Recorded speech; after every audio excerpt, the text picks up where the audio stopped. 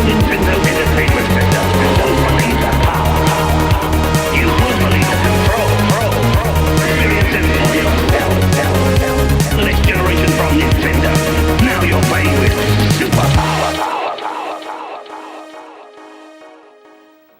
Welcome back, Super Nintendo collectors. Alex here with another video. How you doing, guys? Sorry this video's gone out a couple of days late. I've been away in the New Forest, enjoying a bit of sunshine this weekend. And it's been absolutely fantastic. Nice to get away, actually. Went down to Swanage, which is a beautiful part of Dorset. Checked out the arcade down there. Nothing of interest in the modern arcades these days, unfortunately. But had a lovely time on the beach.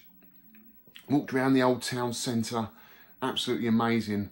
So I'm a bit behind with this video, a couple of days late, guys. Sorry about that, but just no reception down there for me to even reply to any of your messages, even on the last video. And I really do appreciate that, guys. All your lovely messages, unbelievable. Really appreciate that. Again, as I say, it's all about the community. So here we are, anyway, with another Super Nintendo video. And man, what a competition it was, Axelay. We had 16 participants in that game challenge, unbelievable, and it was so much fun. And this is what I love about it, is it gets you playing the games. I remember owning Axelay back in the day, but never got as far as I have done recently, so really chuffed that we did this game. But before we get into that, guys, and I will read out everybody's scores in this video, I've got some pickups. Some really cool ones, actually.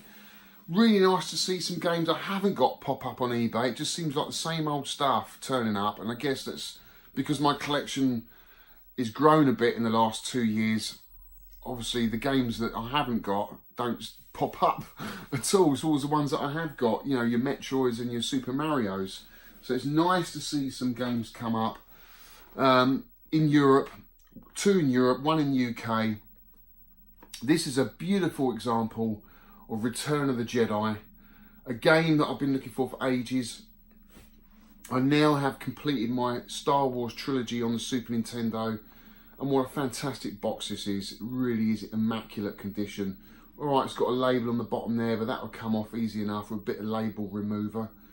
But yeah, absolutely fantastic. I played it for about 5 or 10 minutes, and it's funny how it starts off with the kind of land speeder part where it's almost like Mario Kart. It's like a track and you've got to jump over the gaps in the track. I found it quite difficult, actually, because there's no fire. You just got to jump and throttle, and that's it. But interested to see what this is like, because I'm sure I remember back in the day the reviews for the later Star Wars games that were a lot harder. So I'd be interested to see how this plays. But guys, honestly, it's absolutely in immaculate condition. And I can't remember what I paid for this now. The instruction booklet's got some creases at the bottom here. It's already got in my little baggie just to protect it, but I'm really chuffed with that. It's just got some creases down the bottom here. As I say, like with collecting Super Nintendo games, because they're made out of cardboard, they've obviously taken more damage, more wear over the years than what Mega Drive games do. So it is hard to find really nice condition Super Nintendo games. And I think really you can't be that fussy when you're collecting for Super Nintendo. You've got to take a little bit of a compromise somewhere down the line, either it be the box or the manual, the car itself, and just upgrade as you go along. But I'm really chuffed with this, really pleased. So that finishes my Star Wars trilogy off. Really cool. Next up is Gods. Don't know anything about this game whatsoever. All I know is it's an Amiga port, and it's by the Bitmap brothers, which made some really cool games. And I've heard that this runs a little bit faster than the Amiga game. Whether that's a good thing or a bad thing, I don't know. It's kind of like an action platformer. It's got some really cool Greek mythology artwork going on, and probably the gameplay is a bit like that as well. But yeah, it looks cool. It does look cool, and it's in good condition as well. Just have a look inside. I don't think I've even opened this up yet, because I haven't played it. It comes with a dust cart. Cart's in really good condition. So I haven't seen this one pop up in eBay for ages. The manual's not in great shape. Again, as I say, seems like you have to take a hit somewhere down the line.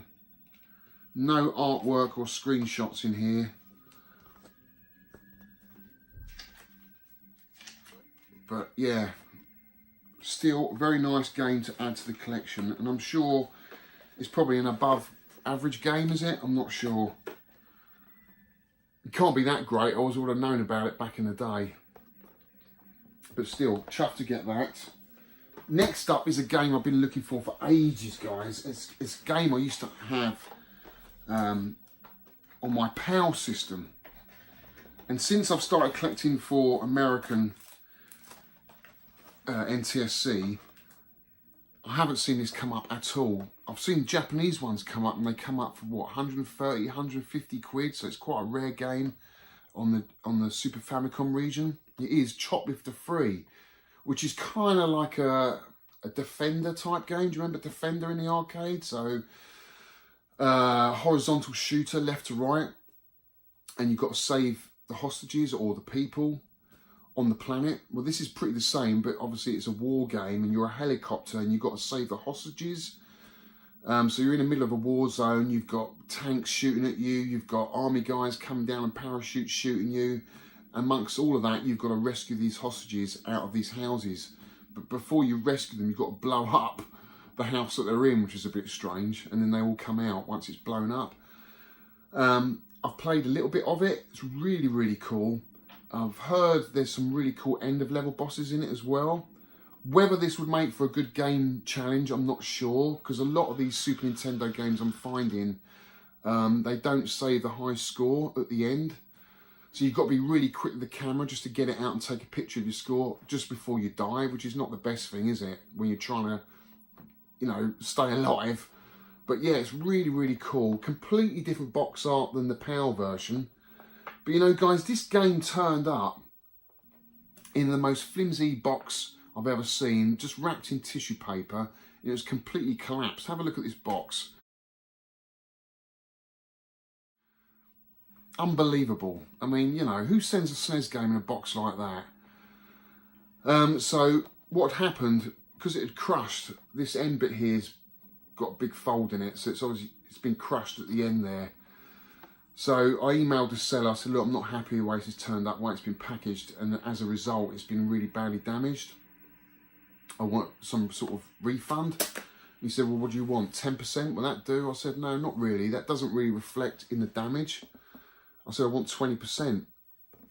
So he agreed, actually. I was really polite and nice with him. I wasn't rude with him. I just said, look, mate, if you packaged it better, it wouldn't have happened. You know, you really do have to package these SNES games really well because they're so fragile. And he agreed to give me 20% back of the game. And I think I paid 40 quid for this, which is a bargain for Choplifter free. So in the end, I think I paid about 23 quid, 25 quid for this game, boxed, which is really cool. I've got the manual as well, which is on the floor, because I've already had it out. And the manual's in pretty good condition. A couple of little folds in there, but really chuffed to get that. It's a really cool game. If you like your kind of arcade shooters like Defender type thing, that is a really cool game. So really chuffed from that. 3 really unusual games that you don't see pop up very often for the American system. Really chuffed with that. Let's have a sip of my Coke, guys. As I say, you know, with collecting for the Mega Drive, I think the prices of Mega Drive games are cheaper in general because obviously the boxes are made of plastic. They're a little bit better preserved than the Super Nintendo games. But yeah, really chuffed to get. I don't know how many games I've got now. I'll have to have a count up, but I'm getting. I must have 250 box SNES games easily by now. But again, I'm not going for a complete boxed collection. I'm going for a lot of loose as well, especially with the sports games. I don't want like my whole wall filled with really crappy sports games, which I'll never play. So the games that I do like in my collection, I usually try and get boxed with a manual. Or if they come up really cheap, just like a loose cart, then I'll try and find the manual in the box later on, which I did with Pocky and Rocky 2. Pocky Rocky 2, I literally got this game together, really. I found the cart, then I found the box, then I found the manual, and I probably paid about 350 quid all in all for Pocky Rocky 2, which is a bargain, you know. I know there's some chances on there trying to sell it for like £1,000, but you won't see this less than 500 quid on eBay. No way. So if you can just be patient, and if you see a cart turn up relatively cheap, just buy it, guys. The manual will turn up and the box will turn up, even if you get a repro box. I'm not too fussed if I get a repro box, to be honest with you. At least I've got the original PCB in there. That's mainly what matters to me. I'm playing the original cart, you know, how it was meant to play, not emulation. There's nothing wrong with emulation. As a collector, I like the original cart, and if I can just sort of gather together the rest of it, I'm happy. Do you know what I mean? But that is a box complete Pocky Rocky 2 that I literally found in 3 parts.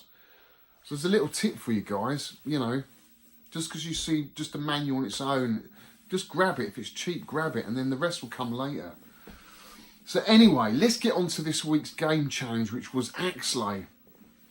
Man, what a game. This was a game by Konami, came out in 92. And 92 had some really cool shoot-em-ups. You had Pocky Rocky, you had Super Aleste, Thunder Force for the Mega Drive, Biohazard Battle for the Mega Drive, R-Type Leo came out in the arcades. You had Wrecker Summer Carnival for the NES, which is a fantastic shooter if you've never played that. Phalanx, Last Resort on the Neo Geo. So 92 was a great year for shoot-em-ups before it all went bullet hell.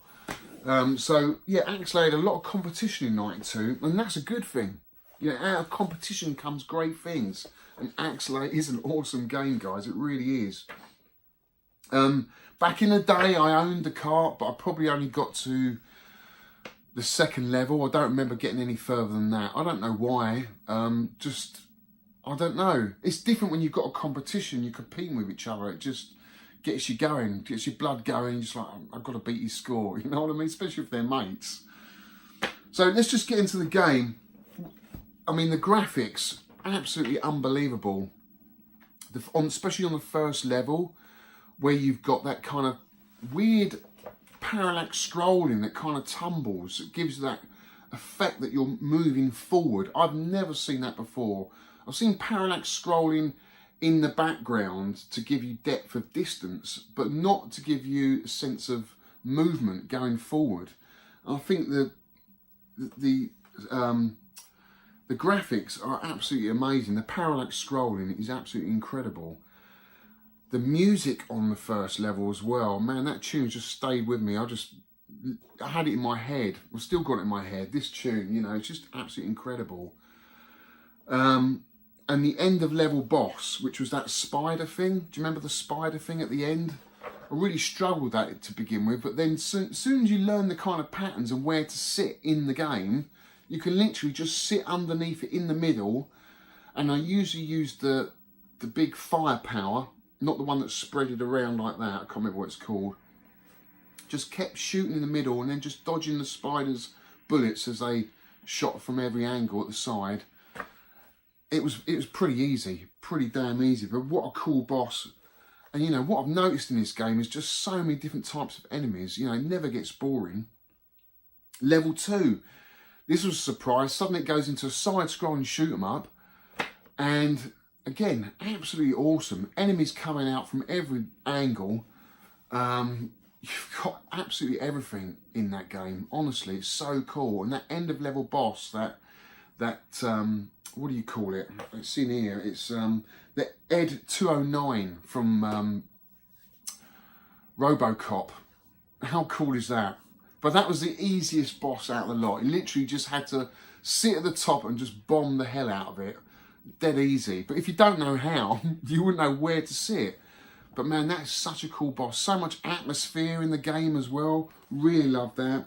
Then on to level 3, we had this kind of, again, parallax scrolling with looking over at a desert, and then you were sort of looking over a city. I noticed there was like a little Eiffel Tower as I was flying over the top. A little bit harder especially with the mid bosses. There was this weird mid boss that had, well, it was shaped like a letter H, and it came down, just kept getting crushed to the side. And every time I met it, it seemed to come from different angles, so I wasn't quite sure how to approach that each time, but I did work out if you just sat at the bottom in the middle and just shot through the middle of the spaceship, you could destroy it fairly quickly. But that took me a while. Used to die a lot on that level. And then you had the kind of water level, the water stage. That was probably one of my favourites, actually. I just liked the fact that you could go underwater, and you had those huggers that sort of attached onto your ship that were kind of pulling you down. You had all sorts of weird, wonderful sea creatures coming at you. It was just a beautiful level with beautiful atmospheric music, and that end of level boss that kind of looked like an anglerfish. That was rock hard. That took quite a beating, actually. But again, I think I just bombed the hell out of that from above, and then just kind of crept down and shot it in the centre where you had to, the eye or whatever it was, and I destroyed it. That was my favourite level. And then you went on to another, what was it? Was it the lava level? It was the lava level next, wasn't it? Oh man, that end of level boss in the lava level, that's the one you see on the actual, where's the box? There it is. Let's get the box down. The lava level with this boss at the end. I always wanted to get to that boss. I always never seen the screenshots in Superplay magazine. I thought, what would it be like to get to that boss? It looked absolute hell to deal with. And it wasn't too bad. You just have to position yourself right in the right place and shoot at his heart, and you could destroy it. But man, the graphics on that did see a little bit of slowdown on that level. I mean, obviously a lot going on. But what a fantastic level that was. It really, really was. And then the last level, I hope I haven't missed any out. I'm just looking through Superplay here, just as reference, was again the horizontal shooting level, which was the last level, level 6, which I managed to get to all the way to the end and just found it absolutely mental. But man, I love the fact that you got really powered up with the first weapon and literally destroyed everything that was coming at you. But once you lost that, it was really difficult to get to the end of that level. But I mean, if you'd amassed enough lives, you could have got to the end of that level, no problem. I think that's the key. You have to be really good at the beginning. Don't lose any lives. Just accumulate as many lives as you can for that last level, and you probably could do it. So yeah, a fantastic game. And looking in Superplay, they reviewed it in issue 2, and they gave it 85%, which I think is pretty low. I reckon it definitely needs a 90%. But what they do say is it's a little bit short, because they've given it game life 79%. They've given it graphics 94, sound 90, gameplay 85. I think they could have given it more on the gameplay. The gameplay is absolutely amazing. But I do agree with them on the game life. It's a little bit short. But I think what they were trying to achieve with all the graphics, because it does look absolutely incredible, I think if you'd had another level, they might have had to sacrifice on something else in the game. So for me, I think it's perfect. You know, if you want to carry on, you can loop it, which I know one of the players did. He managed to loop the game, which is incredible. But yeah, I found it absolutely amazing. And again, yeah, Axelay in the Superplay magazine reviewed here at 85%, which is really cool. I'm just gonna get rid of the cat. I've got the cat in the room and he's bothering me. Hang on. Yeah, sorry about that, guys. Bloody cat. So anyway, what I want to talk about was the controls. How did you find the controls? Because in the beginning, I found them quite awkward to deal with. Especially the middle weapon, where it kind of sprayed all around you. What I didn't realise is if you let go of the fire button, it automatically did it for you. What I was doing was reselecting the weapon. So it would start off and then it would do the spray. I didn't realise if you just let go of the fire button, it would spray all around you. Because you know at the beginning of the game, you get those enemies that circle all around you. I was getting killed by it every time. I wasn't killing them all. I thought there's got to be a way to do this. And someone just said, as I was doing the live feed, just take your finger off the button and you get all of them in one hit. So yeah, once you got hold of the controls, worked it out, the game became a lot easier, and I was switching between the two. So for the bigger bosses, I was using the main weapon, the main firepower, because I just found it more direct. Especially if we had a point on the end of level boss, you had to, like the heart or the eye. You know, the spray was slightly off-centered, so you'd have to be off-centered to get it. So I was definitely swapping my weapons around, and I did find the second weapon the best, especially through the horizontal levels where enemies were above and below you. You could literally let go of the fire button and it would just spray like that all around you to get maximum score, or just destroy everything. And you know, I was finding I was getting an extra life on level 1 in the beginning because I was just destroying so much stuff. And I think you got an extra life every 30,000. But yeah, the controls, once you got the hang of them, really cool. That was probably what put me off in the beginning when I first got the game. It was just selecting the weapons. I'm used to like Gradius. You know, Gradius, you get one weapon, you get your upgrades as you go through the level. And of course, when you die, you lose everything. This is what I like about this game. You never lost anything. When you got hit, you'd lose a weapon, but you had 2 others to go back to. And then once you lost the other 2 weapons, then you die. Or if you hit a part of the environment, you would lose a spaceship. But at least you had a chance to just stay in the game. If you just got hit by a bullet, you just lose a weapon. So I thought that was really, really cool. And I love the weapon upgrades that you got through the stages as you progressed. I thought that was really cool. Especially the end of level. That firepower, the sort of laser weapon that just came all around you, destroyed everything. I thought that was awesome.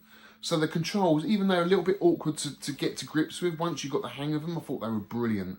Absolutely brilliant. So anyway, guys, let's get into the scores, because there's some amazing scores here. And we had, what, 17 participants. We had one guy who was a little bit late getting his score in, so you're not on the table, mate. And that is Steve Roswell, who got 57,570. Good score, mate.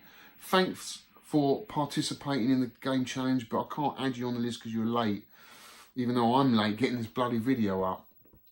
So at number 17, we had Jerry Levine, which I know is Ben. He got 29,440. Not a great score, Ben, but at least you took part, mate. Tony Breen, 57,300. I'd like to know what you're playing with, Tony. Are you playing with the pad or an arcade stick? And how far you got with the game and what you thought of it. Let me know in the comments below, mate. We had Gavin Kimpton with 60,840 at number 15. Cine Steve, we're into the 100,000s now. 112,430. Good score, Steve. I remember getting that quite a lot at the beginning. I was getting around 112, 120,000. And then it just clicked. Sean Tagg, who's got the Arcade Perfect podcast, I think it is, 114,000. Good score, Sean. At number 12, Retro Dave Nintendo is usually beating me at these games. He got 119,010. Good score, Dave. Thanks for jumping in there at the last minute and playing. At number 11, Paul Ball. Friend of mine I met last week down the pub, 119,250. Great score, mate. So they're all sort of the scores are around, I would say, level 2. You must have got to level 2, right? And that's about it. So the next jump at number 10 is Jimmy Retro, who's got his own YouTube channel. Really good. Go and check him out. I'll put a link in the video below. Really nice guy. 166,300. Jimmy, that is a great score, mate. Really, really good score. At number 9, we've got Ian Cullen's been following my channel for ages. Great score, Ian. 176,590. At number 8, Peter Squibb. 212,770. So we're into the 200,000s now. So I'm just trying to figure out where you... I bet you're on level 3 there. Did you get past level 3 with that score? At number 7, Super Quintendo, another really cool YouTube channel. I'll put a link to his channel below. I think he went on holiday because he stopped playing sort of last week. But I think he got his last score in on the plane. So he must have been playing on the Switch, was you? But it's a really good score. 229,890. Great score there, Craig. At number 6 is me. So we had a massive jump from 229 to 525.80.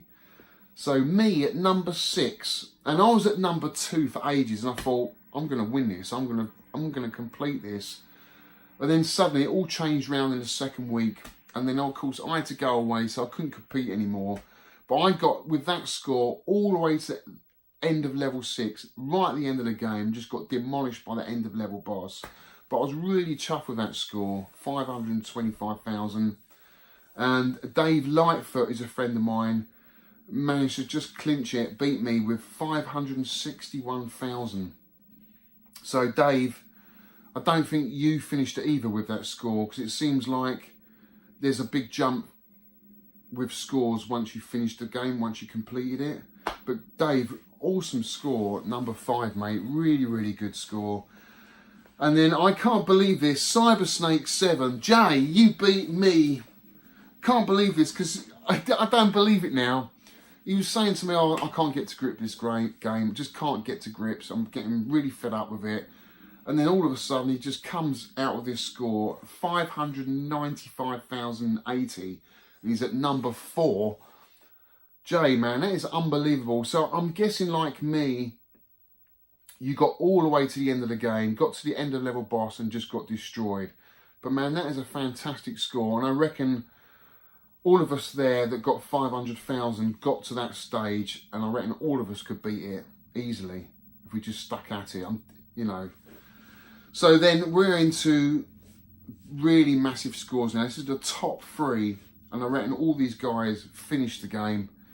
Damien Thomas, who I was competing with for quite a while in the first week. Amazing score, Damien. 718,000. Wow. So I reckon you completed it, and you probably looped it again, did you? I don't know. I don't know how much of a bonus you get for completing it, but I reckon you probably got halfway through the second loop with that score. Unbelievable. And then at number 2, Roller X Core. Awesome YouTube channel. I'll put a link in the video below to Roller X Core's YouTube channel. Man, you come out of nowhere, dude. You were the wild card. He got 1,008,000. Wow, that's incredible. So I reckon you've looped that easily. Easily looped it. You must have looped it twice to get that score. That is unbelievable. But at number 1, and I knew this guy would be number 1 because I've actually seen him loop this game, finish this game at a meet that I was at, is Jonathan Town with 1,754,280. Jonathan Town, unbelievable score. And since I've been chatting to him on my Facebook page, which is Ninty Arcade, guys, he's been telling us on there, he's actually looped it about 4 or 5 times on hard, which is absolutely incredible. He's obviously a proper gamer, a proper shoot 'em up player. That is an awesome score. I don't think I'll ever beat that, but I will definitely finish this game. It's definitely a game I'm always going to go back to and play. Really, really enjoyed it. Look at the graphics, guys. Who says the Super Nintendo doesn't do shoot 'em ups? This is a fine example of one of the best shoot 'em ups around from that era, I reckon, without a doubt. It's awesome. Music, gameplay, graphics, unbelievable. So guys, thanks for joining in. It was absolutely brilliant. Now guys, if you want to join in with this week's competition, which is going to be Contra free, a completely different game, not a shoot 'em up. This is a side-scrolling action run and gun game. We're going to have it on easy, standard 3 lives, no continues. Okay, no continues, because it is just for fun. If you lose all your lives, you have to start right back from the beginning again. Okay, brilliant game. A game that I've managed to get halfway through back in the day. I'm really looking forward to jumping back in this and trying to finish this as well. It is a classic Super Nintendo game I think we should all play. Again, you've got just under 2 weeks to get your scores in and, you know, get your high scores up. You can either email me at nintendoarcade@yahoo.co.uk or go on my Facebook page, which is Ninty Arcade, and just join in with the banter and just put your scores up there. I do need a screenshot, guys, and you know, I know I've got a lot of friends that WhatsApp me their scores. It's really difficult for me to to gather all the scores up when they're in so many different places. So if you could either just email me your score or just put it on Facebook. I know you want to chat, but it's difficult for me and I might forget your score because they're just everywhere. So it's a lot easier if you just email me at nintendoarcade@yahoo.co.uk or just go on my Facebook page, Ninty Arcade. Put your score up there, just join the chat there. It's a lot easier than finding your scores all spread out all over the place. Just helps me out, okay? So join in the challenge. Come on, get playing this awesome game, contra free. And then you know what I'm gonna do in the future is swap it around. So 1 week Super Nintendo game, the next week a Mega Drive game. So we're gonna swap it around because it is hard to find games to do high score challenge just because not all of the games have a table or freeze your high score on the screen for me to take a picture of. So I'm going to swap it around a bit, get more people involved as well. But yeah, this week's game is contra free. Get playing, guys. It's awesome. And I'll see you in 2 weeks' time in the next Super Nintendo video. I will have a video at the end of this week though, and it's going to be an NES and arcade one, so look out for that. Until then, guys, thanks for watching, and I'll see you on the next one.